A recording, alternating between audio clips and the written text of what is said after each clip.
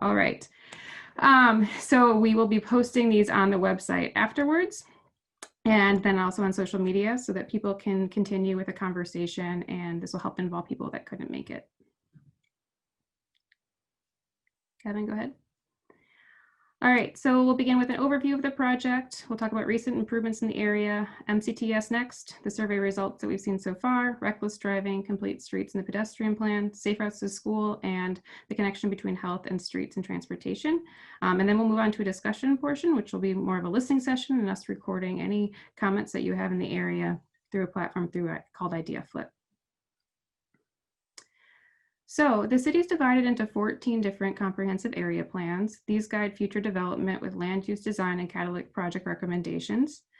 This is a strategic action plan, so it's an amendment, and primarily it's within the southwest side plan area. The northern portion is also in the near south side plan area, and the southeast side plan area is just to the east of the planning area. Also informing this plan amendment is the KK River Neighborhood Plan. This was a joint effort by the Milwaukee Metropolitan Sewerage District and 16th Street Community Health Centers, and was completed in 2009. So as a strategic action plan, this dives a little bit deeper than a comprehensive area plan. We're going to be looking at particular projects and recommendations, and we're looking to all of you to help us figure out what all those should be, helping us prioritize, identify timelines for implementation, identify responsible parties, and defining next steps. And the reason we're taking this on now is because there's been a lot of activity with the community in the bid, and they brought forth the need for an action plan that helps reinvigorate the South 13th Street corridor, and also connecting that to the surrounding neighborhoods and all the amenities within the area. And as a council approved amendment to the comprehensive plan, this will also help with seeking funding for the various projects identified. Amy, so just slow down a little bit. I'm getting feedback on the interpreter side. Oh yeah, I'm sorry, I apologize. Thank you. And our estimated planning schedule. So we were able to begin this process. Actually, our partner, 16th Street Community Health Center, was with MMSD back in the spring with a survey. And then we were able to launch online in August. And now we are in the fall and winter stage where we'll be doing these topic meetings, along with some other meetings once we have some recommendations and more information gathered from you all, and bringing it back, and also a draft plan meeting, and then looking towards the spring for adoption of the plan. All right, and then I'll hand it over to Leif. Hi everyone, my name is Leif Otteson, Executive Director at the Creasel Corridor Business Improvement District. So as Amy said, there's been a lot of kind of prepping of the start of this plan, which we started a few weeks back. But we've been doing other things behind the scenes where opportunities have arose. And those primarily are linked to traffic calming measures and pedestrian safety. Earlier this summer, DPW Department of Multimodal Department worked with us here at the bid to install and maintain what's been called the Rapid Implementation Improvement Program.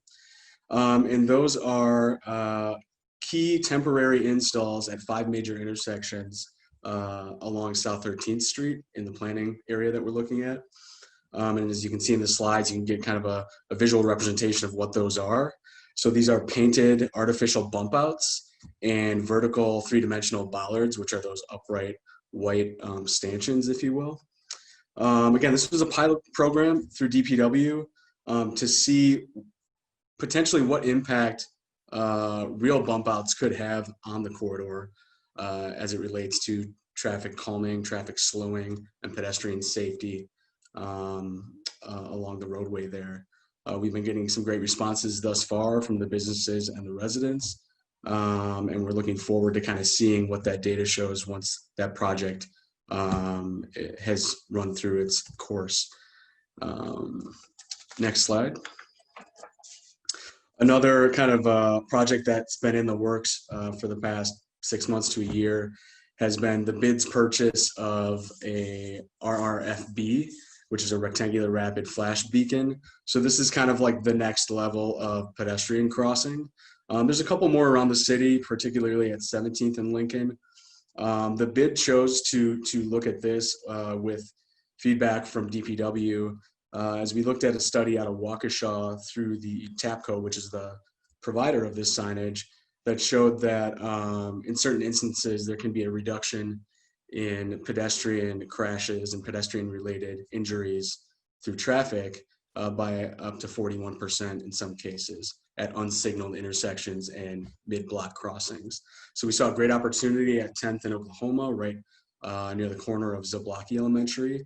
As many of you know, there was an incident in the last year where a resident was hit by oncoming traffic about a half a block away at 9th and Oklahoma, which is a signalized intersection. So we chose to place this here with the support of DPW and just had that installed last week. So we're excited about that. It's also a solar powered device, so it is quite a bit less expensive to install. So we're looking at potentially doing more of those. All of that to say that there have been some of these projects building on the interest and the need for traffic and pedestrian safety in the corridor and in the planning area. And now I will hand it off to Jeff. All right, hi there. Thanks, Leaf. I'm Jeff Sponcia. I'm the planning manager here at MCTS. So we operate the county's full transit system. I want to thank the city, DCD, also Amy and Stephanie for just having us come on board, just as a good partner. So MCTS Next. It's a complete analysis of every route, every bus stop in our whole system. Purposes are to improve the frequency of our bus routes on higher ridership corridors, and also to improve connectivity and really speed up all of our rides all over the county. Travel times, right? How often have you rode on our bus routes and you're just not moving very fast? So after a 2-year public outreach campaign, we received over 4,000 public comments, survey responses, input from our stakeholders, our drivers, our elected officials, in both English and in Spanish. And from all of that, we formulated a 2020 recommended system. And so that was actually just approved by our county board of supervisors. So thank you to them. And also there were various members of the Common Council who were also in support of that. So about this neighborhood, I have really good news. The bus is about to get a major improvement in this corridor.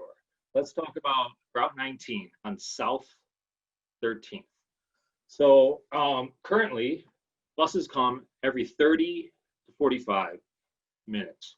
Once the changes in Next are implemented, riders and residents, business owners, even workers, anyone who rides in this corridor will see buses coming every 15 minutes.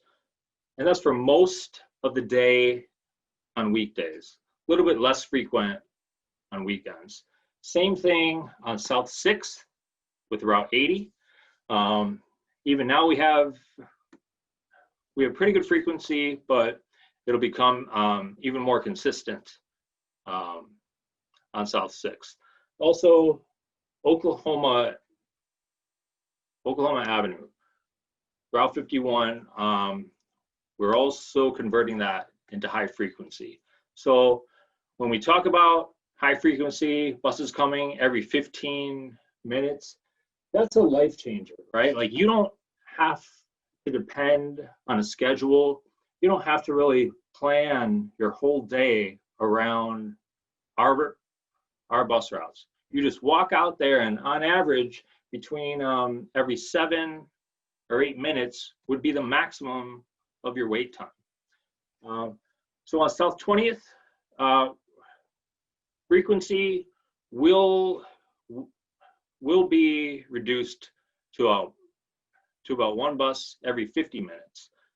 This is a historically lower ridership corridor, very residential, low density, and also service will only operate between about 6 a.m. and 8 o'clock at night. So Kevin, can you advance?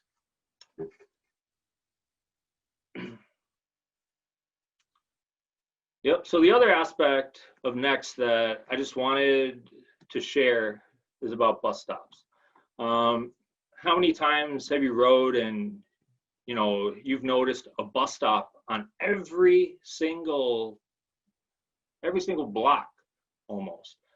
As you can see here in this middle map, Route 19 currently has stops on every block in this corridor, right? Oklahoma, Manitoba, Dakota, and onwards. So what bus stop balancing is we look at bus stops that have either really low ridership, meaning they're not utilized often, or bus stops that are just too close to each other. And we've identified those for elimination. And so as you can see, the map on the right is our proposal for Route 19 in this corridor. So we're still keeping bus stops every 2 blocks on our north-south routes, like Route 19, Route 80, and the new Route 20. And then on Oklahoma Avenue, where the east-west blocks are just more narrow. So currently we have stops every 2 blocks. And so we'll be looking at removing those to just get the bus moving faster, and it stops then only once every 4 blocks. So that will help all of us, improve our travel times, which you can look up on the Ride MCTS app. You can pay for your ticket, check your buses in real time. So yeah, that's about all I have. Happy to answer any questions. And now on to 16th Street Community Health Centers, Stephanie. Hey everyone, my name is Stephanie Mercado, and I'm with 16th Street Community Health Centers within the Department of Environmental Health. I've met a lot of you, but I read a lot of new names and faces. So I'm basically giving an update on the residential survey that many of you have filled out. So far, we've gotten around 200 responses, and so this meeting, like the ones to come, are coming as a response to some of the most common themes we've been hearing about. One of the most common themes has been around transportation and streets, and I will just go through a bit of a snapshot of what you have been telling us. So when asked how do you get around, or how do you get to your South 13th Street destination, most people say that they drive or ride in a vehicle, and then followed by walking, and then riding their bike or riding the bus. So although 81% of our respondents drive to South 13th Street, only 20% feel safe doing so. Of the 43.1% who walk, only 7% feel safe. So I thought those are staggering statistics. And then Kevin, could you go to the next slide? And just a reminder, this survey will remain open for the month. So if you know anybody else that hasn't filled it out, or you'd want us to hear from them, please let them know, and I'll send around, I'll link the residential survey in the chat as well. So what else have we heard? We've heard that 39% feel that traffic on South 13th Street is poor, and 34% feel is very poor. So some of the comments we've heard is people live in the area and shop on 13th Street almost daily, but the traffic and the parking or lack thereof prohibits more people from coming into the corridor. So this is really important when we're thinking about how else can we, what else can we do in the corridor to invite more people and to encourage walking, to encourage just more safe traveling along the street. We also heard that we typically walk to places, but the car is going over the speed limit, makes me slightly worried for safety of me and for my children. So some of those comments. And then can I go to the last slide, Kevin? Well, another question we were asking is, of the following factors, which 5 factors would most likely make you visit South 13th Street destinations more? Not only this is a question that is important to the businesses along the street, but also just in general, so people, so we know what do people want to see in the neighborhood. So they said the top 3 responses were related to street safety and security. And if you guys continue to tune in to this series, you'll see that one of our meetings is focused on personal safety and security. So in addition to parks and recreation, and the list that Amy mentioned in the beginning. So again, this is just an example of where we're getting these themes from, and just the importance of sharing your thoughts, because we're listening and trying to accommodate more discussion around those themes. And with that, I will pass it over to James. Thank you, Stephanie. My name is James Hanig. I'm with the Department of Public Works Multimodal Unit. And, you know, this is a great transition from what folks have been telling us in terms of what they're feeling in terms of safety and traffic and speeding. And it reflects what we also see in the data. A lot of our streets in Milwaukee are becoming less safe in many ways. It's no mystery that we are experiencing a pretty serious reckless driving epidemic right now. As you see in the top left chart there, over the past several years, there's been an increase in crashes, including the severity of crashes. And it's even more noticeable when you look at crashes involving people walking or people biking. Not only are the number of crashes increasing, but the severity of crashes are increasing. So more likely to be killed or seriously injured in a crash. And one of the main contributors, if not the main factor when it comes to safety and traffic safety, is speed. And a lot of that comes down to how streets are designed and how they're operated. The graphic in the lower right of this slide shows if a person walking is hit by a vehicle going 20 miles per hour, there's a 13% chance of you being seriously injured or killed. Increase the speed to 40 miles per hour and you have a 73% chance of being seriously injured or killed. And we at the Department of Public Works know that there are a lot of different ways that we can change the way the streets are designed to promote lower speeds and safer behaviors, ranging from road diets to reducing the number of lanes or narrowing the lanes, and also including spaces that separate traffic and users and physically slow people down, like speed humps. Next slide, please. And a lot of what we can do in addition to, or that connects to how streets are designed, is what we call complete streets, which is an approach to street design and changing from just a place where we think of going from A to B, or that are car focused, to being people focused. So seeing our streets as places that are safe or comfortable for people of all ages, all abilities, regardless of mode of travel. That doesn't mean that every street has to have bike lanes or every street has to have super wide sidewalks, but the streets should really reflect the surrounding land use, and that's very much how it ties to what the plan that we're talking about today. Next slide, please. And just to mention, Milwaukee has a complete streets policy that was adopted by Common Council and signed by the mayor in 2018.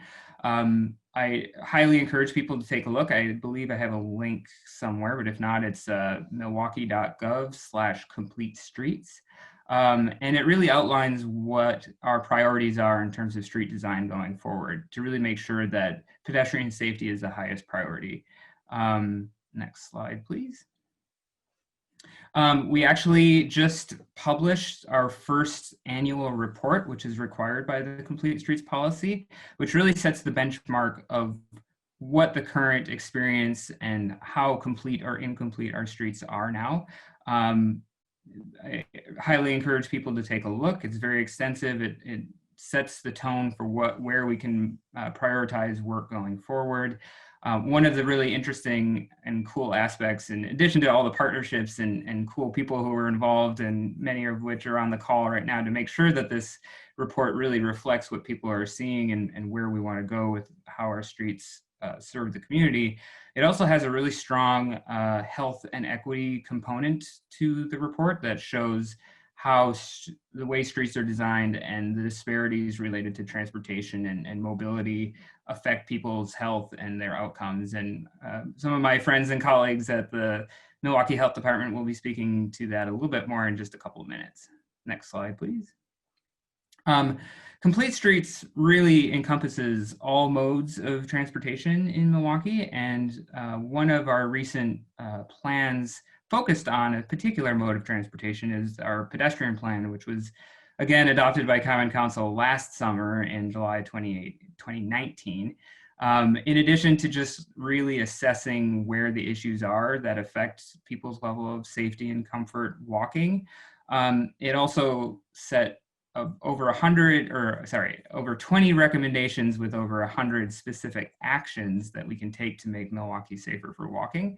And it also identified where a lot of the worst or major issues are in the city. And this map on the right shows what we call our pedestrian high injury network, which are the corridors that are least safe for walking based on crash rates and crash risk. And the corridors that are outlined with the black bubble are the top 10 streets for walking in Milwaukee. Next slide, please. And lastly, in addition to the rapid implementation improvements and the rapid flashing beacons that Leaf mentioned, there are a number of other ways that we can improve safety and slow vehicles down, including road diets and restriping, which you may have seen across the city this summer, including Oklahoma Avenue, a little bit closer to the east side, closer to the lake. But we also have received just very recently a federal grant to do similar types of treatments and improvements a little bit further on Oklahoma Avenue between 27th and 6th Street. And we as a Department of Public Works are continually seeking opportunities to do these type of projects in addition to reconstructing streets so that they encourage safer behaviors. And with that, I will hand it over to Melissa at the Health Department. Oh, I'm so sorry. Michael at the bike bed. You skipped me, neighbor. Hi, I'm Michael. I'm Michael with the Wisconsin Bike Fed. I help manage our Safe Routes to School partnership with Milwaukee Public Schools. Zablocki was actually one of the foundational schools. Zablocki was actually one of the foundational schools when we first started piloting our Safe Routes programming in MPS, so that's really exciting. We continue to serve the Zablocki community by being a member of their community school leadership team, along with Ludis, who's on this call, Jamie and Stephanie. If you don't know anything about community schools, it's an amazing partnership where community organizations have a formal way of participating in helping the school achieve their objectives. At Zablocki, the three strategic objectives of the community school leadership team are to create a safe and welcoming environment, to promote health and wellness, and to help establish Zablocki as a neighborhood center. They are currently in the process of remodeling their playground. So if you haven't been involved in that, please get involved in that process and stay tuned on those updates. The Bike Fed formally fits in currently at Zablocki through their walking school bus program. Their parent engagement committee takes up the main lead of that, and they're walking once or twice a week with their walking school bus program. At the Bike Fed, we want to find ways to continue supporting that and expand walking school buses across the district. As I said, we've been doing work with Zablocki for about 15 years. Every few years we'll come and cycle through and make sure that all of their students are getting our traditional 2-week bike driver's ed program in addition to our walking wisdom program. So it's an engagement educational piece. And seeing the improvements in Oklahoma and all of the people on this call that are improving the area, it's really beautiful to see. My first experience at Zablocki, and I want to bring it a little personally here, to establish why it's important to create a neighborhood center and that's safe and accessible. My first experience was doing our bike driver's ed program, and one of the young people that I was working with was a newcomer from Iraq. It was his first week, and on his first week in the United States, he ended up riding a bike through the neighborhood. And that's what we want to do. We want to create an environment that's safe, accessible, and that everybody can participate in that manner. We've also done a lot of community arts project. One of our Safe Routes instructors, Angela Livermore, is on this meeting as well. And we're going to be trying to help establish some walking clubs in the area soon and keep making stuff happen. With COVID, walking school buses are not happening currently, but there is a lot of talk nationally of using the walking school bus model as a vehicle for COVID safety. We can't have as many kids on the bus, so perhaps we can expand this model. And I really want to emphasize in this call that a walking school bus, in order for it to be successful, takes a lot of community support. It's tough for teachers to take it on. It's tough for a community school coordinator or the PTO to do alone. And we should really be thinking programmatically across our different organizations how we can support walking efforts. And I will pass it on to Melissa at the Department of Public Health. Thanks, Michael.